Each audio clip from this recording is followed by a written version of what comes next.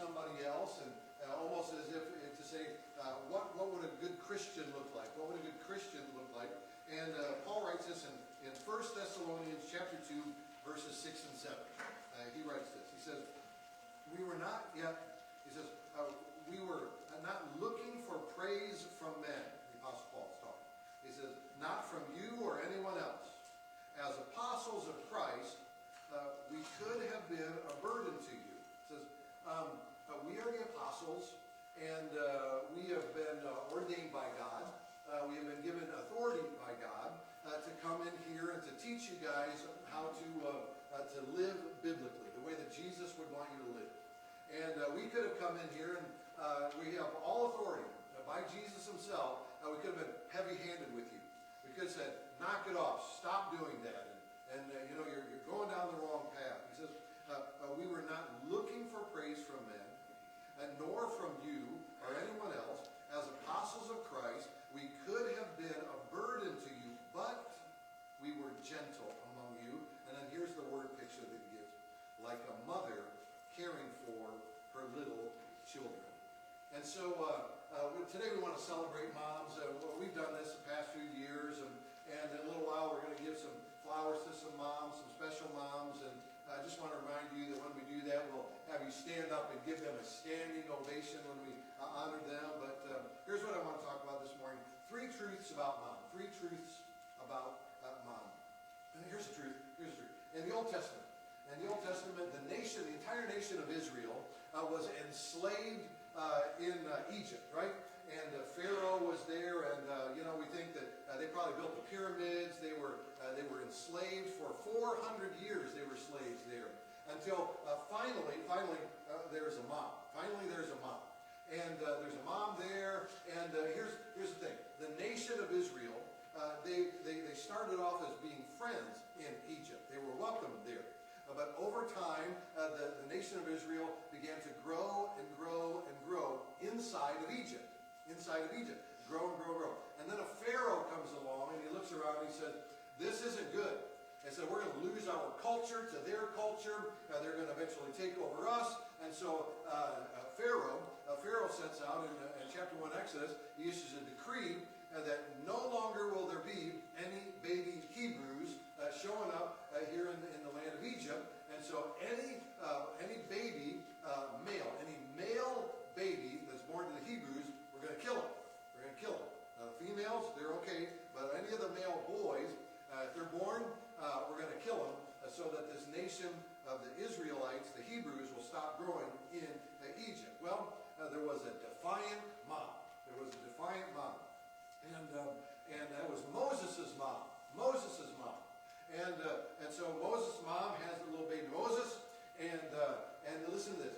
She makes a little basket and she covers it with pitch inside and puts baby Moses and then begins to float baby Moses down the Nile River. Now listen to this. I don't know if you knew this, but that imagery and the vocabulary and the imagery, the only 2 times that this imagery and vocabulary is used in the Old Testament, this idea of taking wood and covering it with pitch, and it's going to be something that's going to float, was in the story of Noah. In the story of Noah, when God tells Noah, you're going to build an ark, you're going to cover it with pitch, and it's ultimately going to be the thing that is going to rescue you from the flood and the devastation that's going to come. And so, just in the way that God paints this picture and he reveals himself to all of us through history, here's the mother of Moses, and she makes this little basket and puts, who would be ultimately the Savior, right? The one that God would use to lead the enslaved Hebrews out of Egypt eventually, and puts him in the basket and floats him down the stream. Eventually, little baby Moses picked up by Pharaoh's daughter, and he's raised. And so he knows that genealogically and biologically he is Hebrew, but he's raised in Egypt, and God uses him. But what did it require? What did it require? It required a mom that was going to stand up, and moms are selfless. Selfless. Can you imagine what it would be like, Mom, to take your baby and to say, I know that I can't keep him here because he's going to be killed if I keep him here, but I am willing to trust God so much that I'm going to release my baby. And then she follows, watching him from a distance. But they're selfless. be able to release him, saying, God's going to take care of him and look after him. And then what a selfless act. And God used that selfless act to advance his will and his kingdom. Moms are selfless. You know what else moms are? Moms stand up for their children. Moms stand up for their children. In the Old Testament, there's a guy named Elijah. And God told Elijah, Elijah was a prophet for the nation of Israel, and the nation of Israel had turned their back on God. Nope, God, not going to do what you want to do. We're going to do whatever we want to do. They were worshiping false gods. They were making statues and praying to them, and they had moved away from God. God, you're no longer important to us. And so God tells his prophet, Elijah, I'm going to be sending a drought on the nation of Israel. They're not going to be able to grow any crops, and have anything to drink. It's going to be horrible, and because God's disciplining them. He loves them, but he's kind of got to give them a little shake, give them a little rattle, say, hey, listen, you're going down the wrong path. I want you to get on the right path. And so God says, no more rain for you, no more rain for you. He says to Elijah, I'm going to take care of you, Elijah. I want you to go into town, and there's going to be this widow in there, and she has a son, but she's going to take care of you. And so when you go into town, go to her and tell her, God's told me to come to you, and you're supposed to look after me, so I have something to eat during this time of famine. He goes up to her, and he says, you're supposed to give me something to eat. She looks right back at him and says, I don't have anything. I do not have anything to give you. I don't have any oil. I don't have any flour. I got just a little tiny itty bitty bit, and if I give you that, then that's all there is. That's all there is. And he says, God sent me here, and then God does a miracle. God does a miracle. And God says, tell her that from now on, as long as this drought lasts, every time that she opens the lid, dips in of her flour, there's always going to be flour in there. And then she's got a pitcher of oil. Every time, as long as the drought lasts, you just keep pouring out, and it'll never stop pouring out as much as you need, as long as the drought lasts. Ooh, pretty good deal, right? Pretty good deal. So God was using her to provide for his prophet Elijah during this drought. Well, then something tragic happens. And listen to what this mom does, this widowed mom, right? 1 Kings chapter 17, verse 17. Sometime later, the son of the woman that was taking care of Elijah, who owned the house, became ill. The son became ill. He grew worse and worse, and finally stopped breathing. She said to Elijah, hey, listen to me, Elijah. Hey, listen. She said, what do you have against me? Right? Man of God, did you come to remind me of my sin and kill my son? Can you just see this mom? She's like, I've been taking care of you. God told me there's going to be flour here all the time, we oil here all the time. Now my son died, and God, he came in here, you told me, right? And so what's Elijah do? Elijah says, I'll go see your son. Praise to God, he's made well, happily ever after, the story goes. But here's a mom that she goes after Elijah. She doesn't hold back, right? And so what's she do? She stands up for their children. You ever have your mom stand up for you? They stand up for their children. That's what moms do. Listen, moms are selfless. Moms stand up for their children. Write this down. Moms have influence. Moms have influence. So Jesus and his mom, went to a wedding, and Jesus' disciples were there too. So they're all at the wedding, and maybe you remember what happens at the wedding. They run out of wine at the wedding. How's that story go? John chapter 2, verses 1 through 5. A wedding took place in Cana in Galilee. Jesus' mother was there, and Jesus and his disciples had also been invited to the wedding.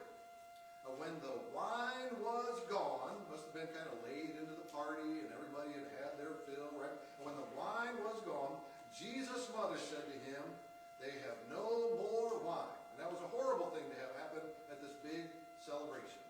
Jesus says, dear woman, why did you involve me? Jesus replied, my time has not yet come.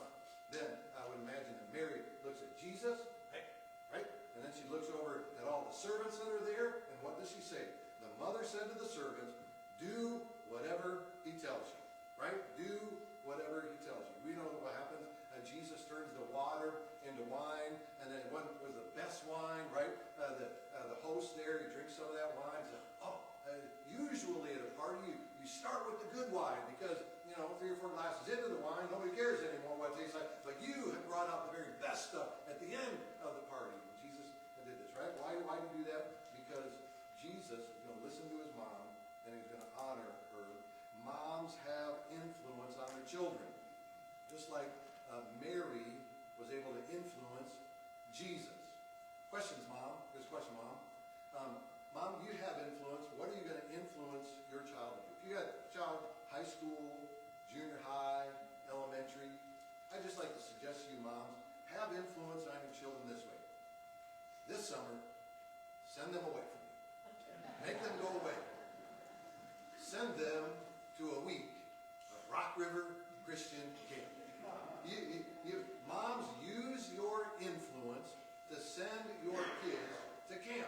It's a fantastic place. They might say, well, I don't know if I want to go. You say, I'm your mom, and I know what's best for you. It would be good for you to go to a week at Rock River Christian Camp. Moms have influence. Listen to this. Listen to this. Mary gave the best advice. Might be the best advice in the entire Bible. Because Mary looked at all of the servants and said,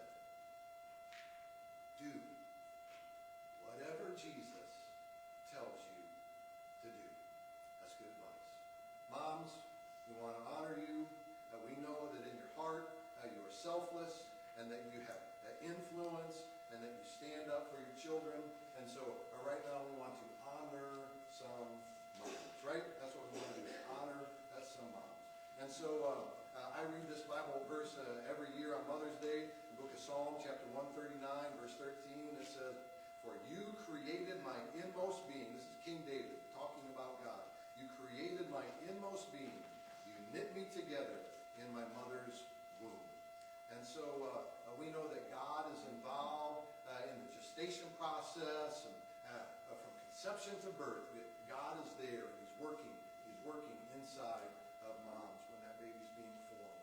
And so, are there any? I don't know of any, but are there any moms that are out there that are expecting this morning? Any moms out there expecting children?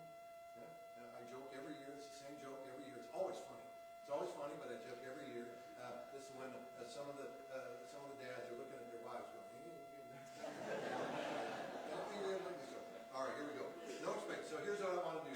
All right, I want to read you. Book of Proverbs, chapter 22, verse 6. It says, train a child in the way he should go, and when he is old, he will not turn from it. And so parenting little kids, a lot of work.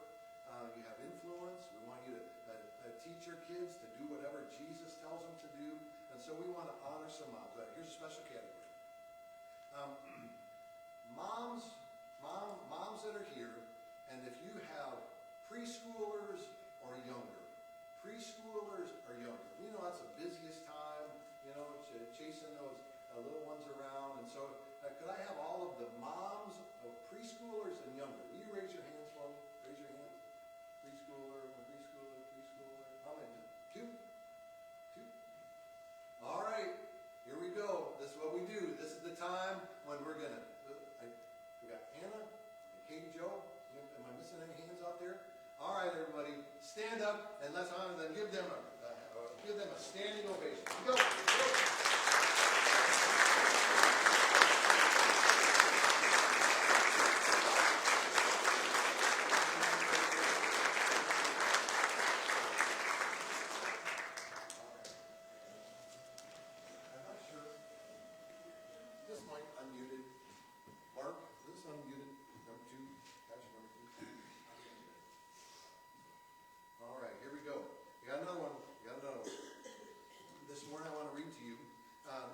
Thessalonians chapter 2, verses 6 through 8. It says, I just read it to you guys. It says, we were not looking for praise of men, nor from you or anyone else, as apostles of Christ,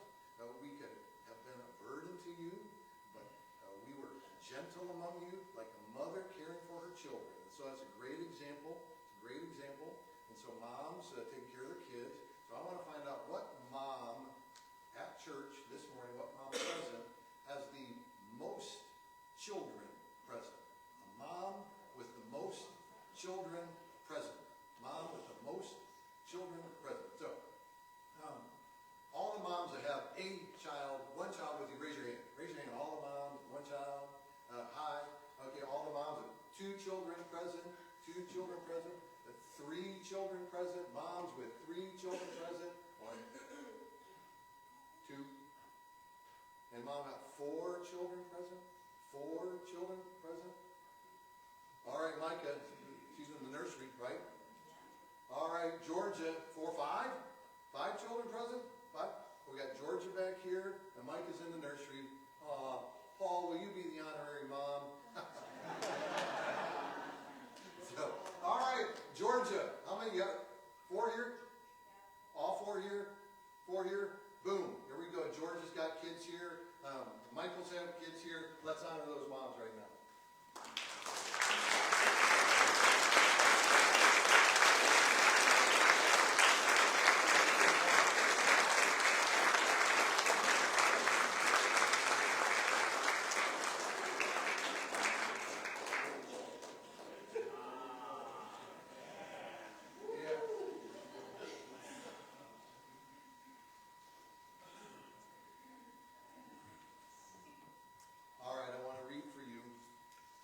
Second Timothy chapter 1 verse 5, it says, I have been reminded of your sincere faith, which first lived in your grandmother Lois and in your mother Eunice, and I am persuaded now lives in you also, generation after generation after generation of faithfulness to the gospel of Jesus Christ.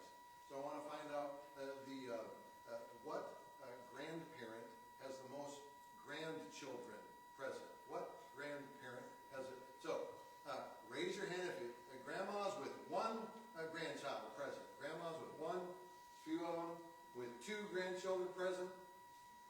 3 grandchildren present. 3 grandchildren present. Deb, anyone? How many? You got 4 grandchildren? All right. Deb? Oh, Shirley?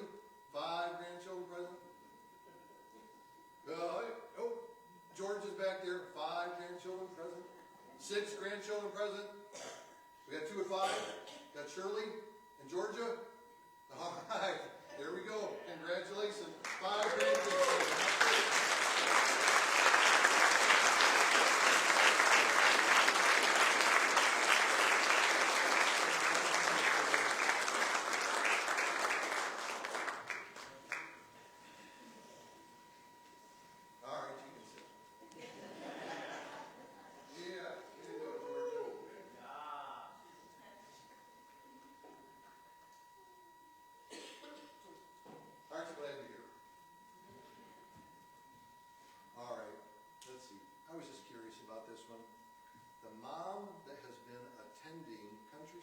Christian Church the longest.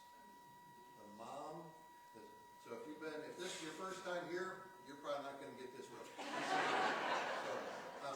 But the mom that's been at Countryside Christian Church the longest. So anybody, how many of you have been here for 20 years or more? You've been coming to church here 20 years, all right. 25 years, 25 years, 30 years, 30 years, 40 years, oh man, 45 years, 50 years, been coming to church here for 50 years, 55 years, 60 years, been coming to church here for 60 years, 2 of them. Do we dare? 65 years? Got 70 years? How long all right. I see Teresa's hand's still up, and then Shirley's hand's still up, and so we're not going to ask. We'll go 70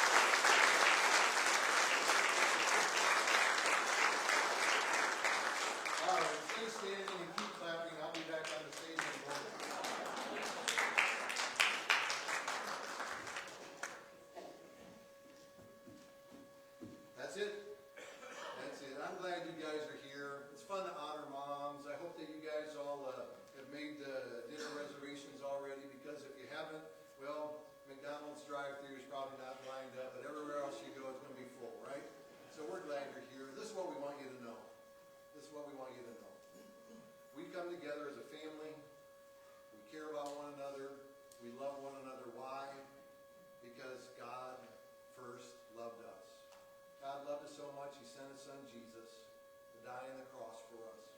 And then He tells us to celebrate together, live with one another in harmony and love, and that's what we do. And so if you don't know Jesus Christ as your Lord and Savior, it's good to know Jesus